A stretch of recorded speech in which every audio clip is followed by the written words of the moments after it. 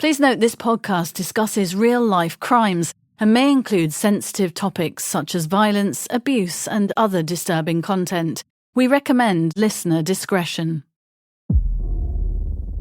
They've spent years being old has-beens, and there they are drilling away. They're on top of it again. But that moment, in the case of these guys, when they got in through that entrance, the feeling of excitement was better than any drug.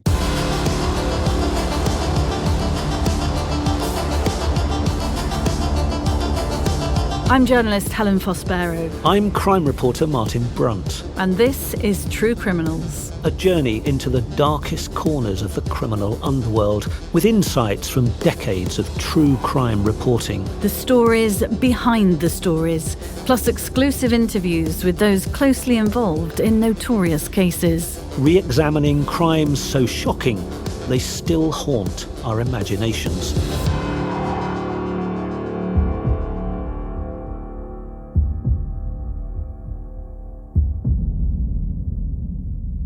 In this double episode, we're retelling one of the most audacious heists in British history.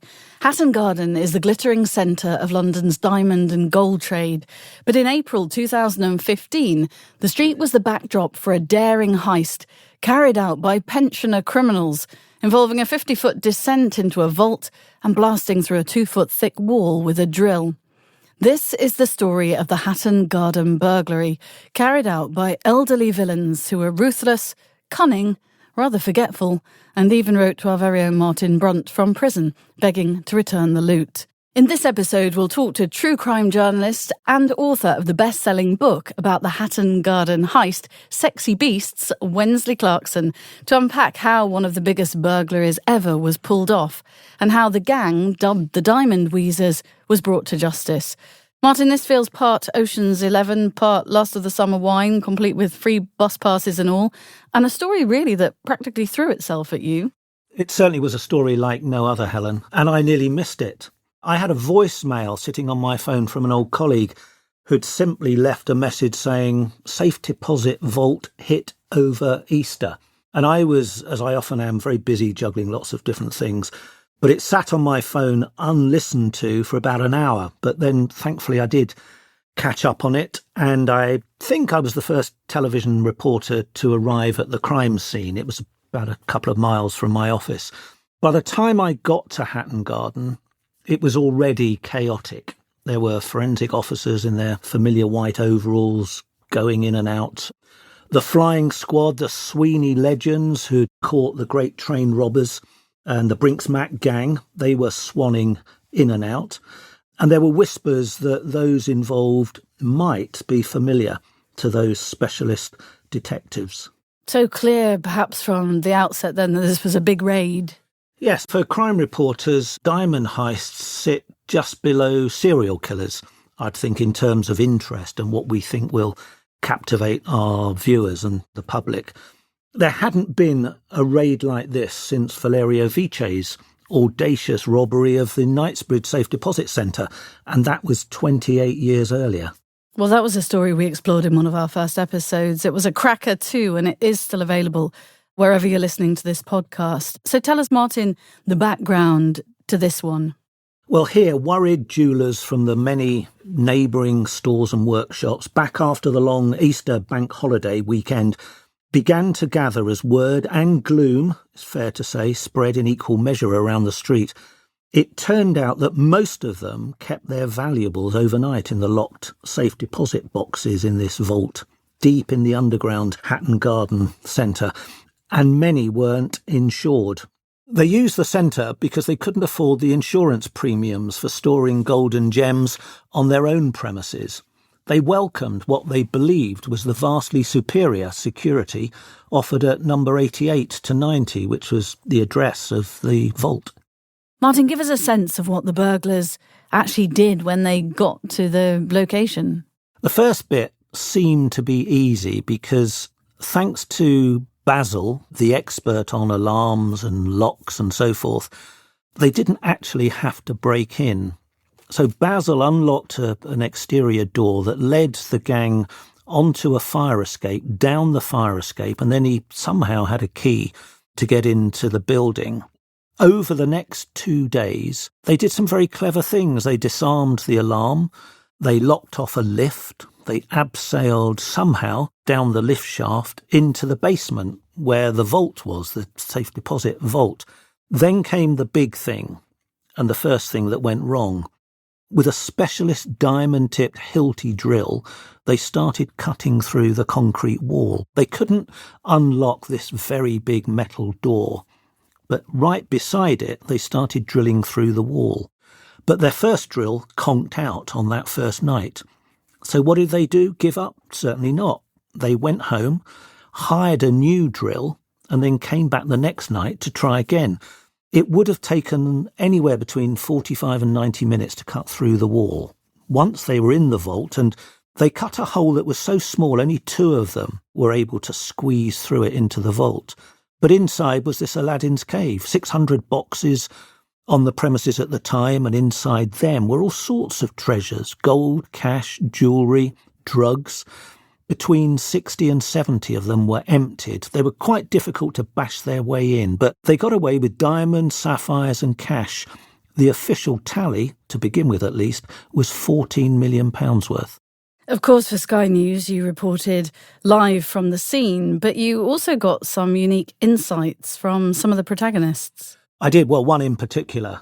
I got really hooked about Hatton Garden as time went on because Danny Jones, a self-declared burnt-out 58-year-old burglar, as he said to me in one of his letters, wrote me a number of times from Belmarsh Prison, begging to return his share of the loot. Now, that doesn't happen very often. Letters from a mastermind? Well, Danny might see himself as a mastermind, although eventually he played down his role, I guess, for obvious reasons. But I suppose he was more Del Boy than Don Corleone. But his letters were absolute gold. Half confession, half stand-up routine, full of gallows humour about his high-security imprisonment. And he told me at one point, I wrote to the Archbishop of Canterbury about not getting any visits, and the reply was from his correspondent secretary. The reply was he couldn't help me, but will pray for me in his next church service. He also said, sorry you got mixed up in the Hatton Garden Heist. And he finished off by saying, just being famous must seem like a pretty poor reward. Best wishes, Lambeth Palace. Quite a letter. Why do you think Danny wrote to you? Well, principally because I wrote to him. I don't think he would have been tempted to write off the cuff to me, but I write to a number of prisoners, and very occasionally they respond, and he did, much to my surprise. Well, we'll explore your extraordinary correspondence with Danny Jones and his bone china teacup rant, as well as the recovery of some of the jewels in our second episode. But to help take us inside the heist and find out how a gang of OAPs pulled it off, we're joined by true crime journalist Wensley Clarkson, author of Sexy Beasts, about this particular heist. Wensley's books about international crime syndicates and biographies of notorious criminals have sold more than 2 million copies, and his account of the Brinksmat bullion robbery of 1983 was made into the acclaimed BBC drama The Gold. So I can't think of anybody better to interview. Wensley, welcome to True Criminals. Hi there. Wensley, so it was Easter weekend, April 2015. London's jewellery quarter was shutting down for the holiday, but as the lights dimmed, the 4 ringleaders shuffled into the safe deposit company at 8890 Hatton Garden. Can you tell us who these figures were? Well, it's funny enough, in my book, Sexy Beasts, I use their nicknames, partly because the guy who helped me the most with my book was a guy called Billy, who actually was too ill to be in the gang. And I met him later in a gym of an old people's home. And I'm only giving a bit of context here because it sort of says everything. We go through them. The governor, that's the guy who'd worked on the Brinksmat robbery and saw himself as the guy who was in charge of them all. We had the fixer. We had, and I love all these nicknames, the muscles, the lookout, the ghost, the sidekick, the fish, and lastly, the friendly face. Now, these characters, and the friendly face is a bit younger than all the rest of them, they were bored. Ultimately, that's the impression I got. They were bored and broke, and that's what drove them to go back and examine and then in the end take part in the burglary of this particular place. They'd heard all about it. It was well known what was happening in that vault. And a lot of criminals were using the vault as well to store some of their ill-gotten gains. So it isn't just innocent people who were stolen from. Doesn't make it better or worse, but it does begin to give you a picture of the professional elements of this gang and how they all mixed, not just with each other, but with lots of other gangsters. So in your book, you describe them by their nicknames or the moniker that you gave them. But just so our listeners are aware, Brian Reader was one of them, John Kenny Collins, Danny Jones, and Terry Perkins. But just remind us, Wensley, why did you call your book Sexy Beasts? There wasn't anything very sexy about these guys.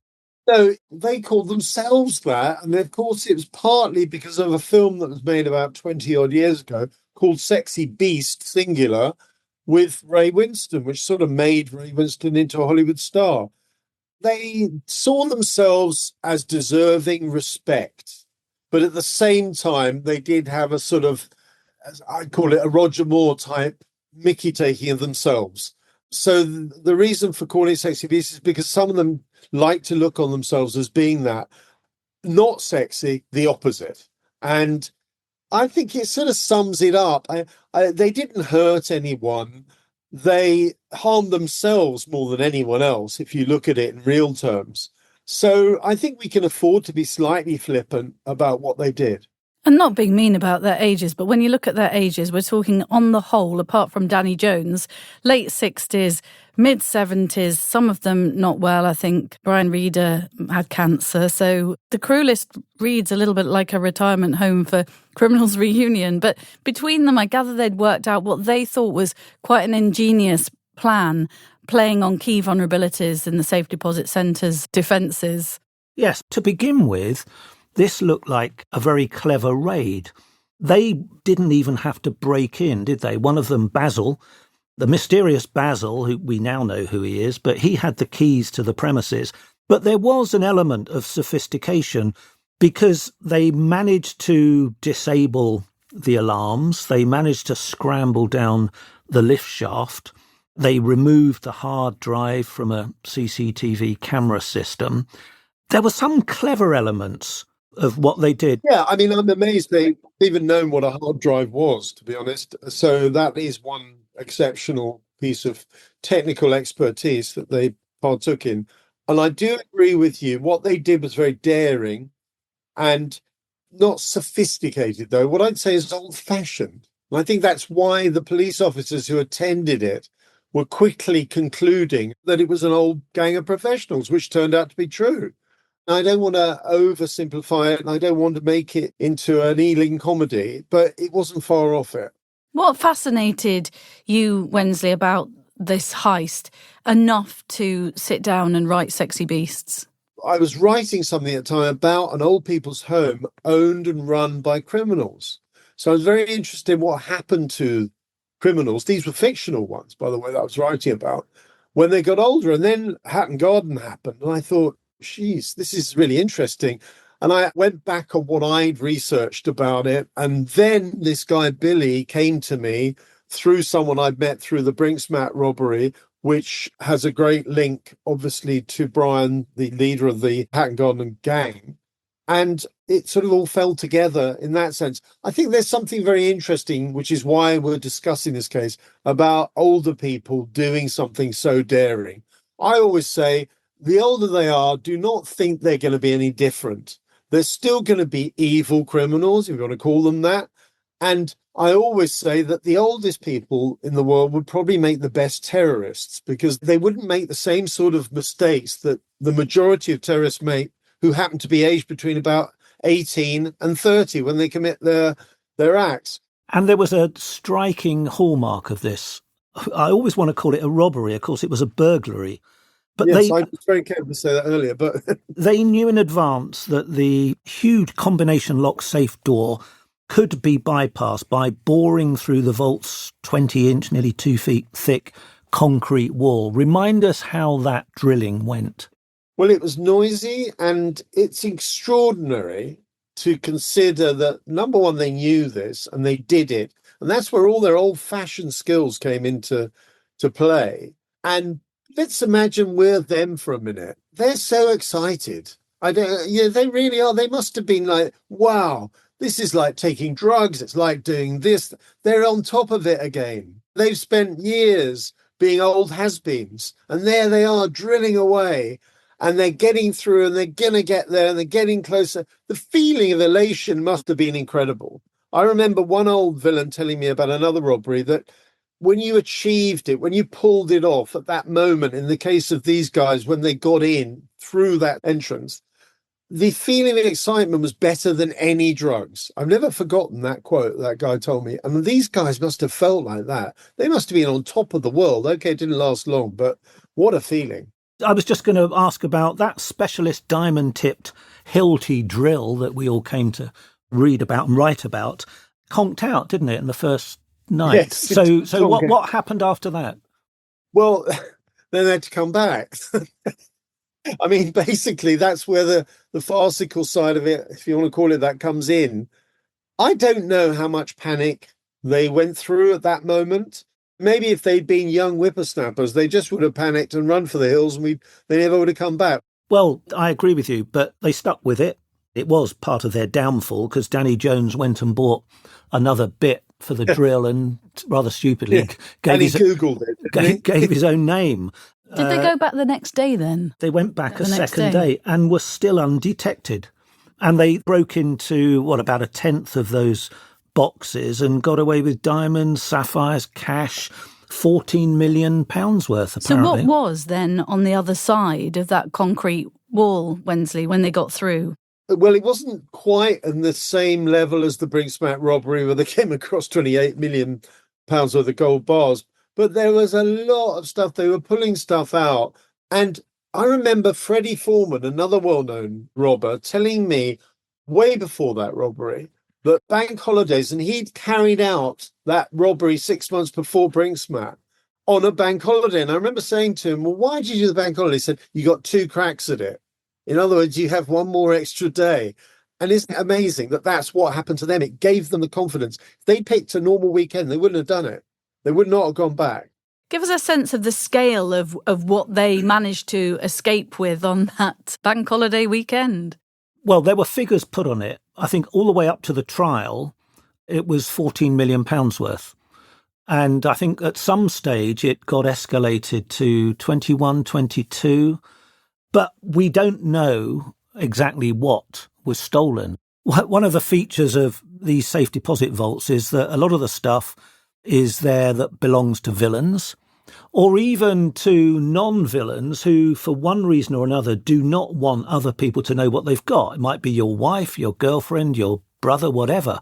All sorts of reasons why you wouldn't want to declare what's there, and even to the extent you wouldn't then go to the police once it's been nicked because you'd be too embarrassed, particularly if it's stolen property.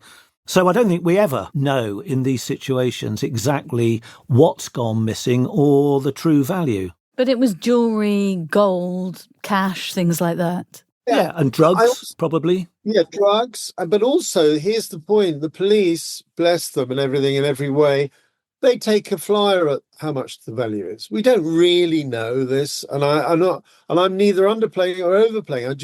I don't believe the figures that were told. And funny enough, initially, I thought that was being exaggerated. Because, of course, it's about helping your prosecution case and pushing it through and making it feel a bigger case than it really is. But I now think, actually, since I've talked to other people, that it probably was more, much more than what we were told. Either way, it sounds like it wasn't bad for a weekend's work. Tell us, Wensley, who was the mysterious Basil?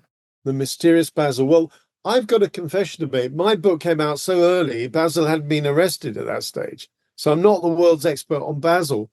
But he was this apocryphal figure. I remember in my book, this guy, Billy, who helped me, said he was connected to the Addams family and all this stuff. The Addams family, for your listeners, were still are a huge criminal family based very near to Hatton Garden, who always, their name seems to pop up in relation to virtually every crime of this type for the last 40 or 50 years.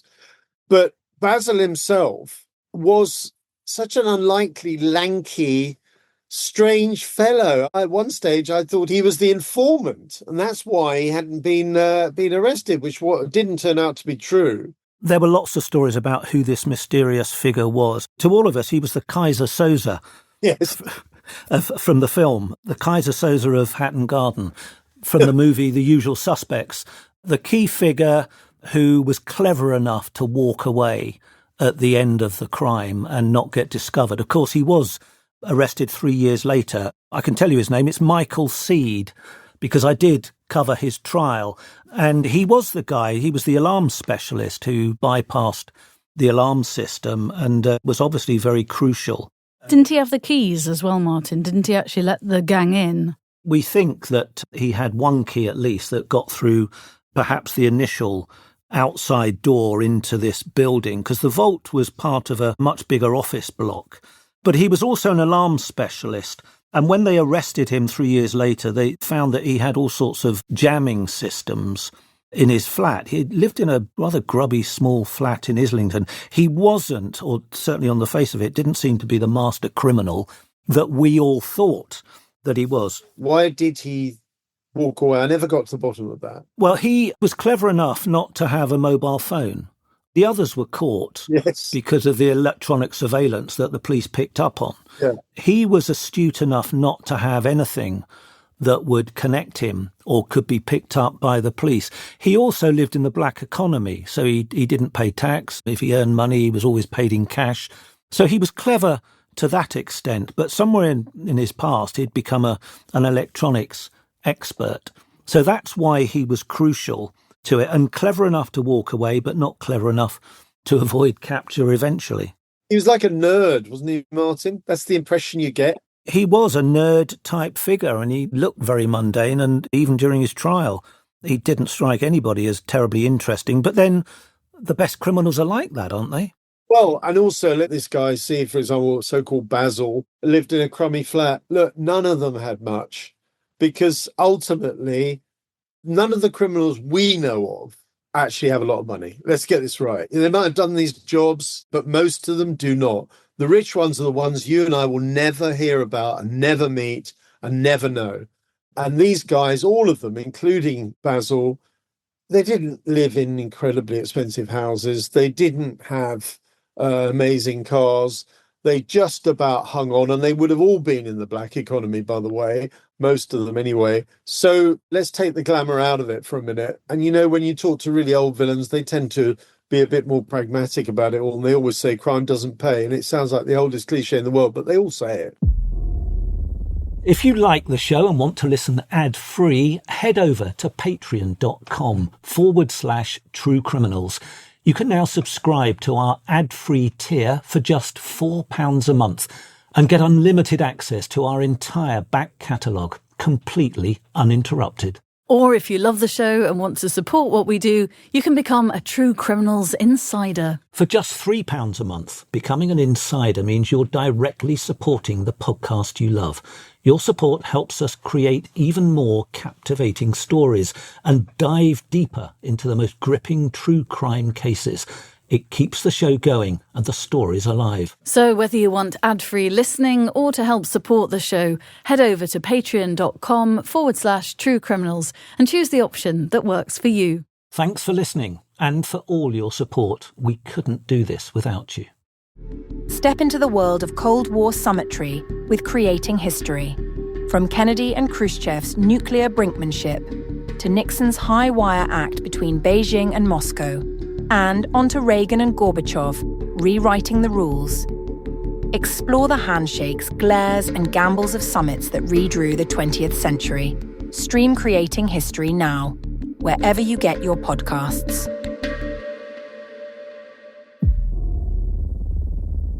To begin with, it looked like a professional crime. The place had been broken into, lots of stuff had been stolen, and the villains had got away.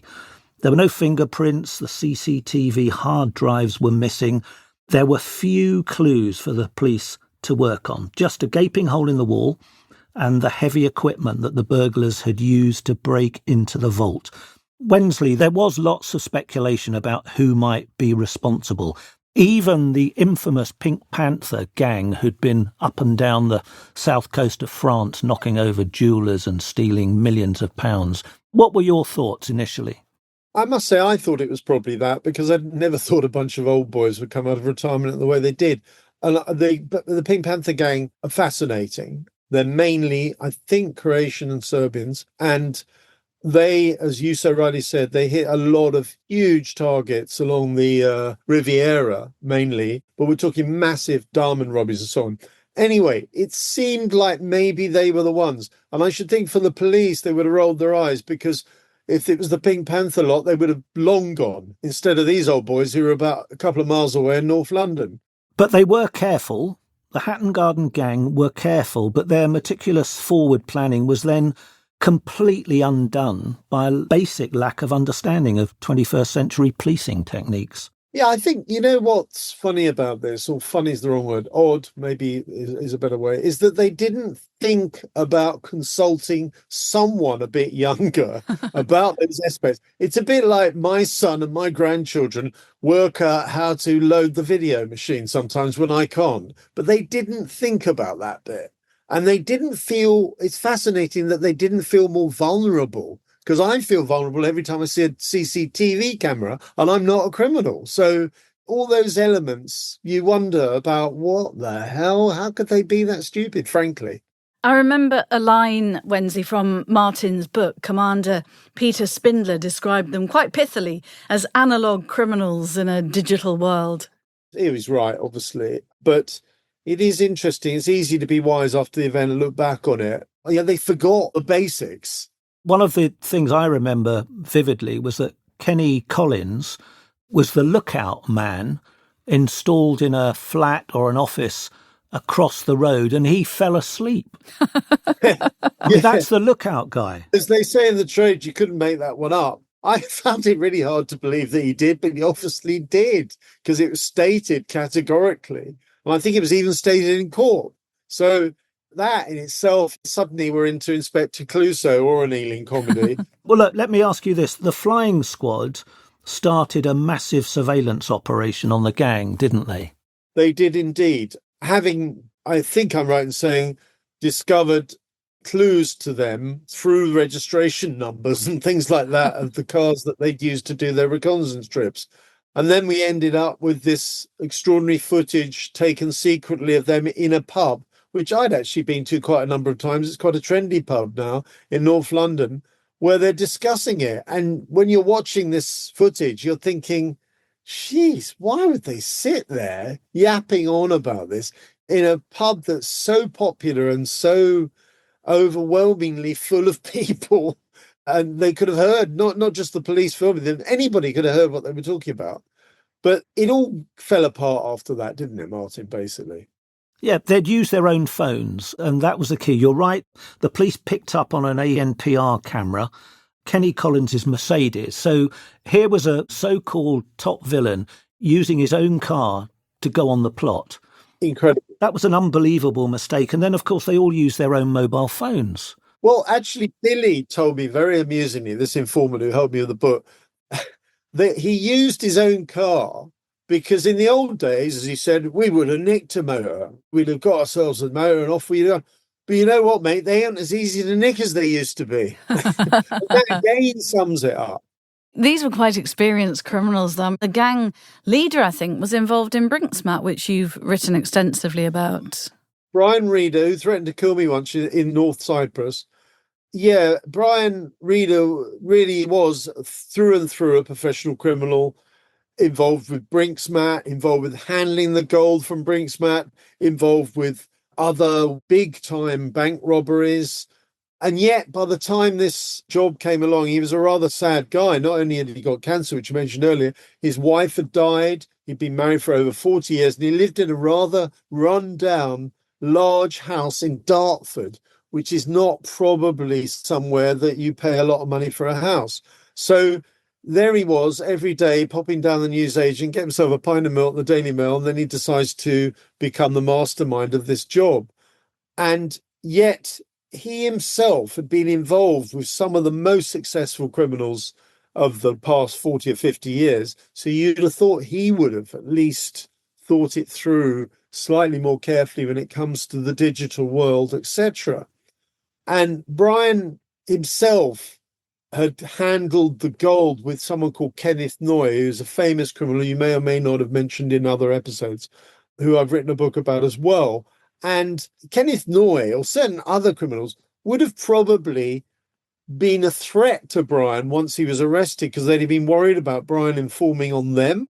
But the one great thing you can say about these old timers is I'm not aware of anyone dying who was directly related to them in terms of what they were doing. And there was talk about John Palmer, another criminal I've written about, having some connection to financing and possibly something that they found in the vault that belonged to him. But that's probably a bit of a red herring. But I keep going back to this. They're whimsical. We're laughing about it, but maybe we shouldn't be. I love the idea of Brian Reeder, the so-called mastermind of this plot, turning up on the first night of the burglary using a bus pass to get there. And the wonderful thing was, of course, it wasn't his bus pass. He'd borrowed it from a mate. Of course, because he thought he was being clever. And of course, the police could track him through the bus pass.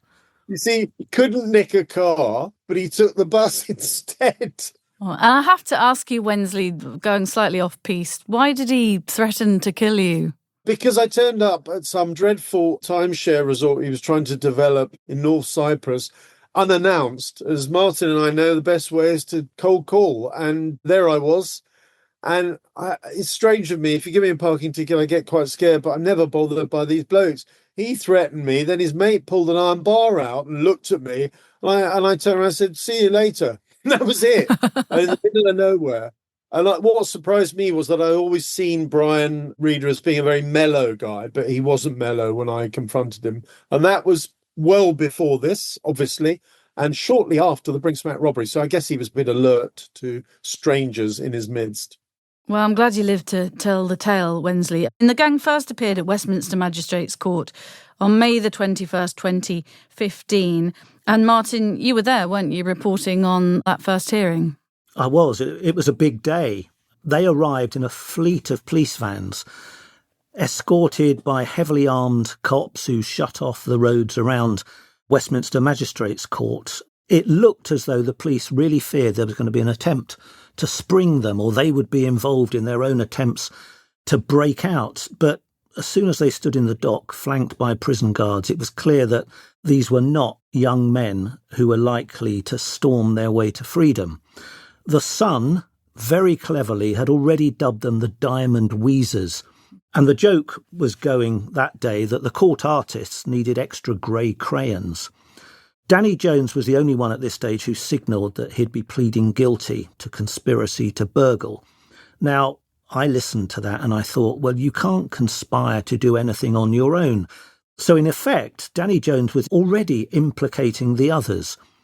Eventually, all the ringleaders were convicted and handed lengthy jail sentences, served first at Belmarsh High Security Prison in southeast London.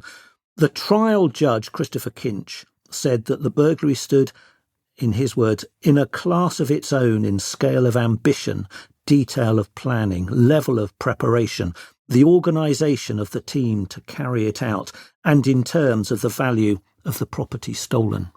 Do you have any memories, Wensley, of that first hearing? Martin rightly described the extraordinary theatre that was attached to the arrival of these old boys in the first day at court. I think there were marksmen on the roofs. There were like 150 police bikes, outriders. As another old villain who knows all of those villains once said to me, "We're already guilty. We haven't got a chance." And in a way, I see that. And it actually relates to what Martin also said in relation to what the judge said. I'm not trying to demean the importance. They obviously stole a lot of stuff. But at the same time, boy, they weren't that sophisticated and they weren't that brilliant. And I know the police themselves want to get a good prosecution, and they did. And I know the judge wants to warrant why is he going to give them quite heavy sentencing. He didn't actually sentence them that heavily anyway. So ultimately, there needs to be a bit of balance. They didn't succeed. The only question that we really should discuss is where did all of these valuables go? because Martin may know more about this, but I am not aware that much of it was ever recovered. Wensley, I just want to pick you up on one point, that the odds were stacked against them. In your book, Sexy Beasts, about this burglary, you quote a couple of villains who said, "Why did they bother? Police can trace anything. Stealing is yesterday's game." That rather sums it up, doesn't it? Yeah, it does. And it also correlates to the excitement, how they got wound up into doing it themselves. Then had a few drinks in the pub and off they went. That does sum it up. That's a sad side of it in a way. There's no getting away from that. And you know what's interesting? It's now 10 years and there hasn't been anything like it in my memory since then. I think if there'd been anything like it, I'd have been all over it. So at first, the Hatton Garden Heist, I think, was reported to involve around £14 million worth of stolen goods. And we talked about how difficult it was to put an exact figure on it. But later reports revised that estimated total to around 29 million because of unreported losses from unclaimed safe deposit boxes. But their conviction wasn't the end of this story, was it, Wensley?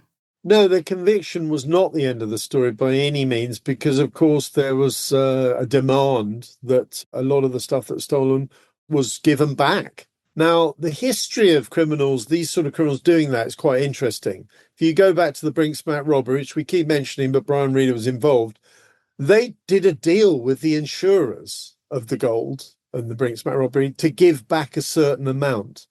And I think that, in a sense, must have been in their minds as they faced up to their sentencing, because we then subsequently discover that they did do a certain amount of that. Weren't there court actions to confiscate property like Spanish villas and things like that? Well, they didn't have anything to offer, you see. And the argument was also that they got whatever they stole and it had to be pushed out very quickly to be handled by handlers of stolen goods. And they got arrested so quickly that they didn't get any of their money back from the sale and the proceeds of what they stole. So it's even more tragic, in a sense, for them. Martin, what happened to the gang's ringleaders? The ringleaders got 7 years. Brian Reader served 3 of his sentence and died in 2023. As Wensley's explained, he was very ill, even at the time of the burglary. In January 2018, a confiscation ruling at Woolwich Crown Court ruled that John Collins, Danny Jones, Terry Perkins and Reader should pay a total of $27.5 million or face another 7 years in prison. Terry Perkins died in jail a week after that ruling, but the others certainly did serve another several years on top of the original sentences they got.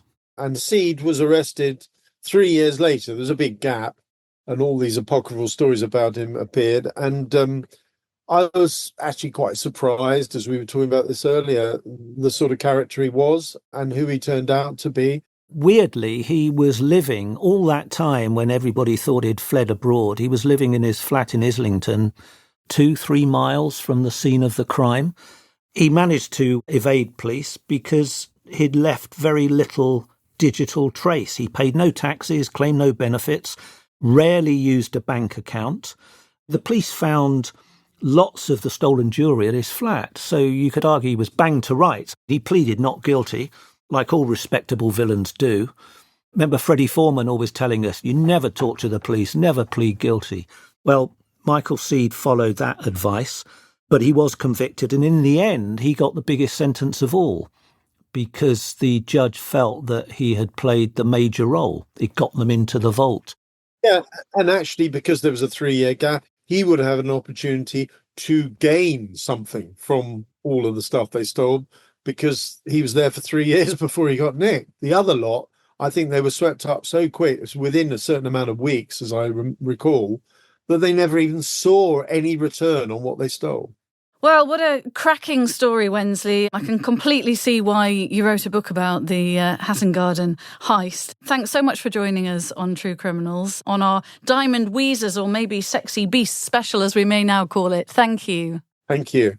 Thanks, Wensley. It's always brilliant to talk to you. And as always, you've offered a great insight into one of the most extraordinary crimes of the last few years. Thanks, Martin. Thank you.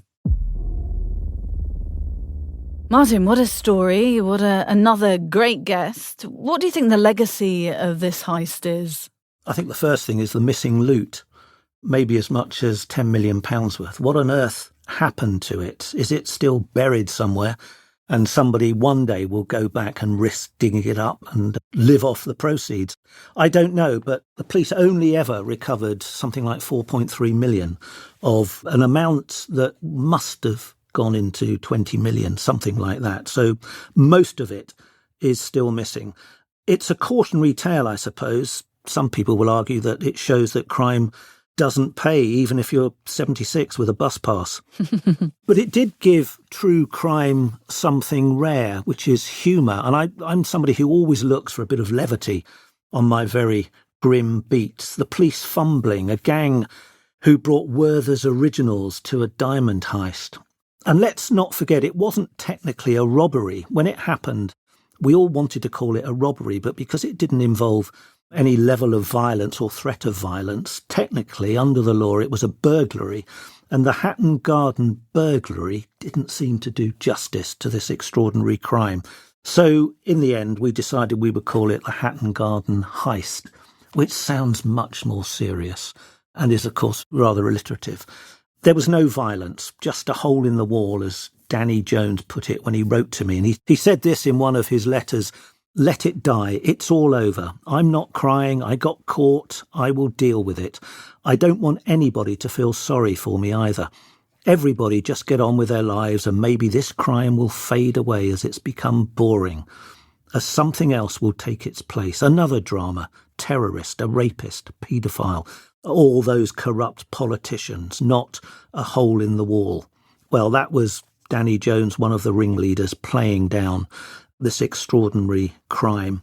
And I should tell you this, when I came to do a documentary at Sky News on this, and I wanted to have somebody read out those letters from Danny Jones, we managed to secure the services of an actor called Alan Ford, who somebody will remember, I'm sure, many people will remember, as the guy who played Bricktop in the movie Snatch, the Guy Ritchie movie, who completely stole the movie from Brad Pitt. You did well to secure him. It wasn't as difficult as you might think. He got a lot cheaper as his career got older. Did he? But he was a brilliant guy to involve. But I think let's finish with this abiding thought. And I do understand this, and the police were very keen to make this clear, that there's no such thing as a victimless crime.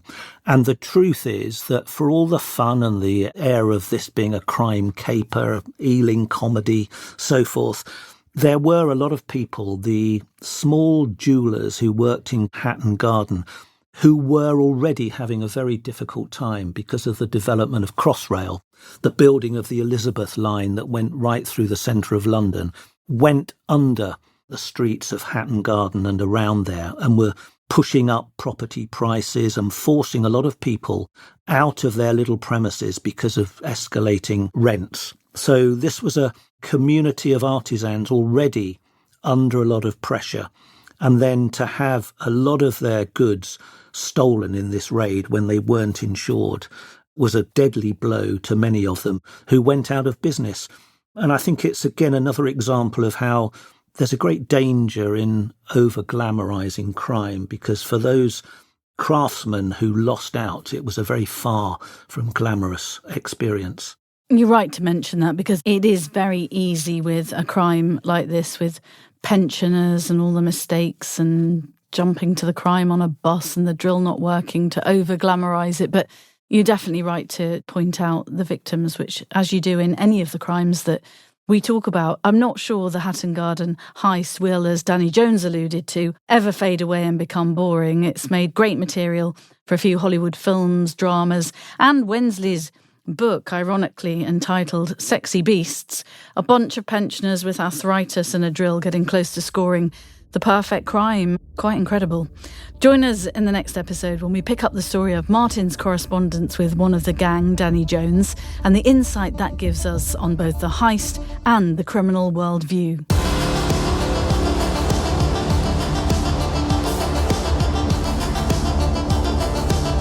Hey listeners, The True Criminals is a new show, and your support means everything to us.